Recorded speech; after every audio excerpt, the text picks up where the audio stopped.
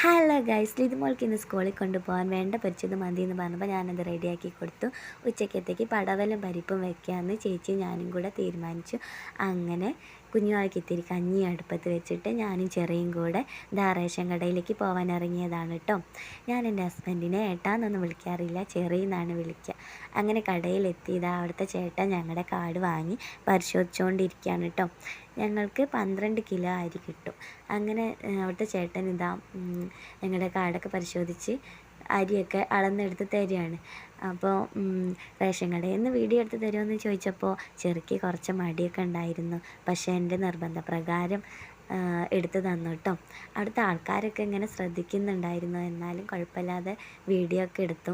ഇന്നത്തെ വ്ളോഗ് ഇതാക്കാമെന്ന് കരുതി ഞാനിതാ ചാക്കൊക്കെ റെഡിയാക്കി കൊടുത്തു. അങ്ങനെ ചെറിയ ചാക്കൊക്കെ കെട്ടി ഞങ്ങൾ രണ്ടുപേരും തിരിച്ച് വീട്ടിലേക്ക് വരികയാണ് കേട്ടോ. വീട്ടിലേക്ക് വരുന്ന വഴിയാണിത്.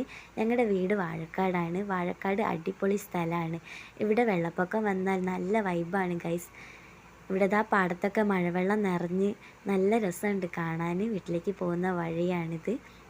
അങ്ങനെ ഞങ്ങൾ പോകുന്ന വഴിയിൽ ഒരു ചേട്ടൻ വല വീശുന്നുണ്ടായിരുന്നു. കുറച്ച് നേരം അത് നോക്കി നിന്നു.